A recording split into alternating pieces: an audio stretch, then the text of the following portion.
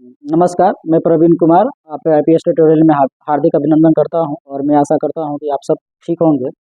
हम लोग पहले वीडियो में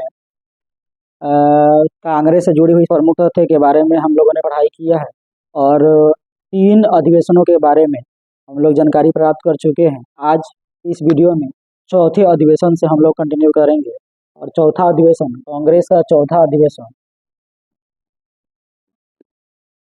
कांग्रेस का चौथा अधिवेशन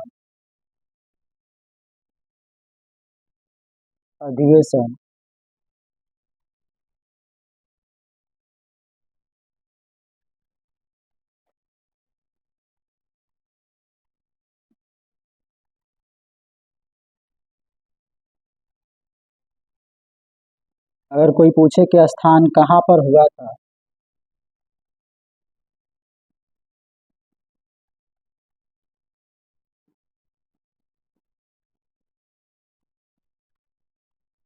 अध्यक्षता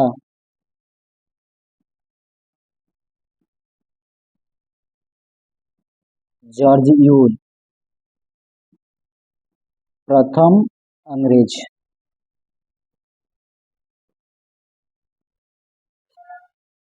कांग्रेस के द्वारा इस अधिवेशन में 3 मांगे रखी गई थी।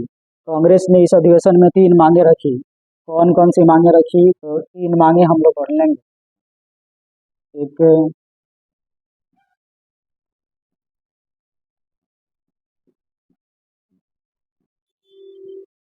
नमक कर में कमी की बात की गई थी। शिक्षा पर व्यय यानी खर्च में वृद्धि की बात की गई। और तीसरा बात रखा गया कि संविधान पर बल दिया गया। संविधान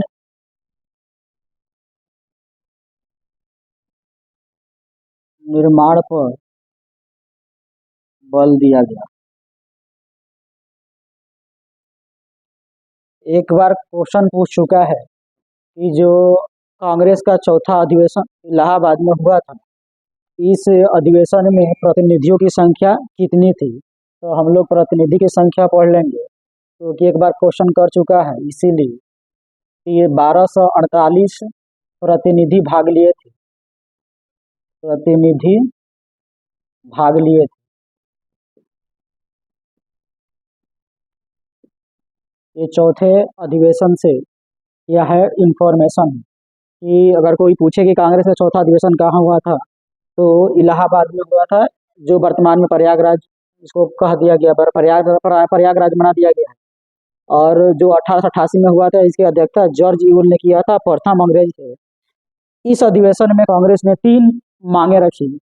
नमक कर में वृद्धि, नमक कर में कमी की बात की गई। फिर शिक्षा पर व्यय में वृद्धि, यानी शिक्षा पर खर्च में थोड़ा वृद्धि किया जाए। और उसके बाद से संविधान निर्माण पर बल दिया गया। ये 3 प्रकार की मांगे रखी गई। तो स्क्रीनशॉट मार सकते हैं।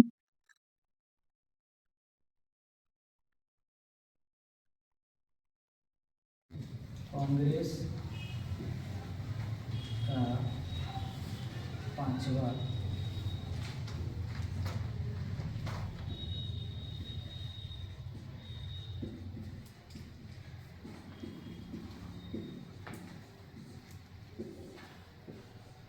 स्थान अगर कोई पूछे तो बताइएगा मुंबई।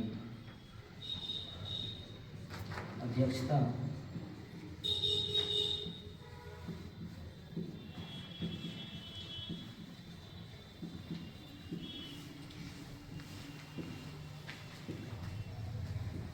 विलियम बेडरबन। इन्होंने ही क्या किया था, इन्होंने ही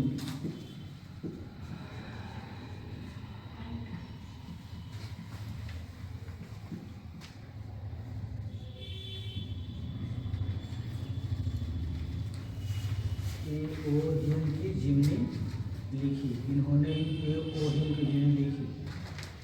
इस अधिवेशन में 1889 प्रतिनिधियों ने भाग लिया था।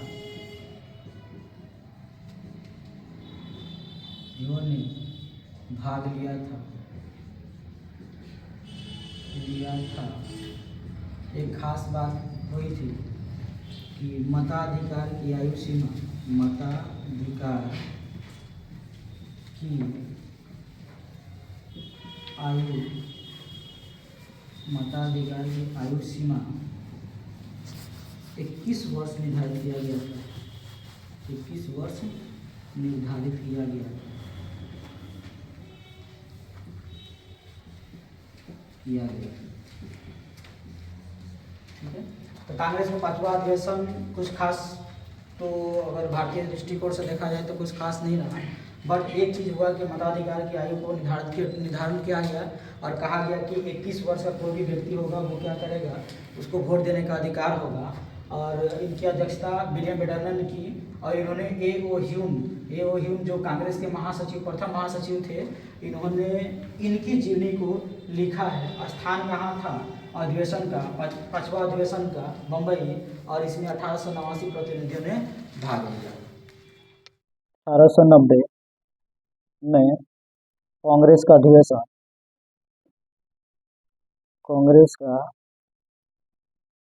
अधिवेशन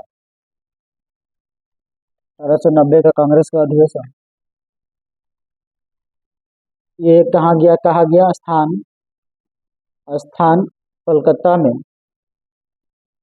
और इस अधिवेशन की अध्यक्षता फिरोज शाह मेहता ने की। फिरोज शाह मेहता ने की। इसके अलावा इसमें कोई खास इन्फॉर्मेशन नहीं है, इसलिए अब आगे 1891 की पढ़ेंगे। 1891 का कांग्रेस अधिवेशन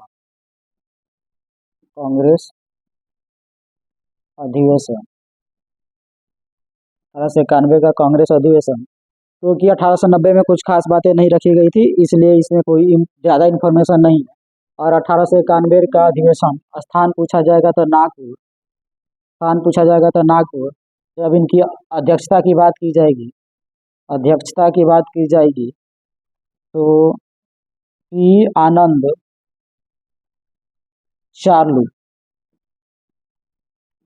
चार्लू थे इनकी अध्यक्षता। इस अधिवेशन में मात्र एक ही काम किया गया था। इस अधिवेशन का प्रमुख तथ्य अगर देखा जाए तो कॉम्पिटिटिव एग्जाम के हिसाब से एक ही तथ्य है, वो है कांग्रेस का दूसरा नाम राष्ट्रीयता रखा गया। कांग्रेस का दूसरा नाम राष्ट्रीयता रखा गया। इसके अलावा कुछ खास इन्फॉर्मेशन इसमें नहीं निकलता है, इसलिए इसको क्या करते हैं कि छोड़ देते हैं और आगे फिर देखते हैं कि 1800, क्योंकि इसी समय काल में कुछ क्या नाम है वायसराय भी थे, तो उन वायसराय के बारे में हम थोड़ा सा जान लेते हैं कि वायसराय जो थे इस समय भारत के वायसराय कौन थे, तो लॉर्ड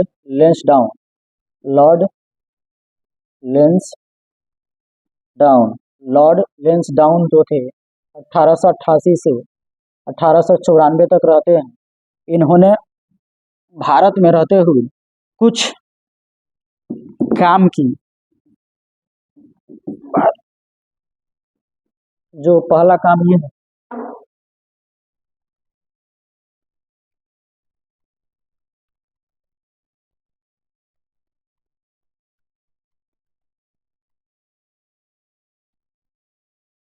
इक्यानवे में द्वितीय फैक्ट्री एक्ट आता है। द्वितीय फैक्ट्री एक्ट, पहला फैक्ट्री एक्ट लॉर्ड रिपन के शासनकाल में आया था, और 1891 में दूसरा द्वितीय फैक्ट्री एक्ट वो लॉर्ड लेंसडाउन के शासनकाल में आता है। फिर दूसरा इसने काम किया था कि भारत और अफगानिस्तान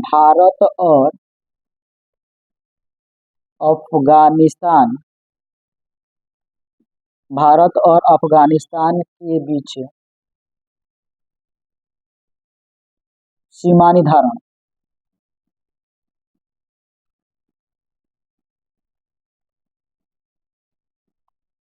डूरंड रेखा। इनके शासनकाल में दूसरा काम क्या हुआ कि भारत और अफगानिस्तान के बीच सीमा निर्धारण का काम किया गया था। और सीमा निर्धारण का काम किया गया था। और तीसरा काम इनके शासनकाल में, तीसरा काम क्या हुआ था, Indian council act. Indian council act. Indian council act 1892 में आया था। यानी लॉर्ड लैंसडाउन 1888 से लेकर 1894 तक रहते इन्होंने भारत में रहते हुए 3 काम प्रमुखता से किए। दूसरा पहला क्या है कि 1891 में द्वितीय फैक्ट्री एक्ट आया था। पहला फैक्ट्री एक्ट लॉर्ड रिपन के शासनकाल में आया था, जिसको अभी हम लोग नहीं पढ़ पाए हैं क्योंकि ये कांग्रेस की स्थापना से पहले की बात है। और दूसरा काम इसने किया था, भारत और पाकिस्तान के बीच में सीमा निर्धारण का काम किया गया था। इस सीमा निर्धारण को, इस भारत और पाकिस्तान के सीमा को क्या बोला जाता है, डूरंड रेखा बोला जाता है। और तीसरा काम है इंडियन काउंसिल एक्ट 1892। ये आपका लॉर्ड लैंसडाउन का शासनकाल में तो प्रमुख कार्य है। ठीक है, तो चलिए अभी आज का क्लास यही समाप्त होता है। धन्यवाद, और मिलते हैं कल नेक्स्ट वीडियो में। और देखते हैं, फिर कमेंट कीजिए, लाइक कीजिए, सब्सक्राइब कीजिए।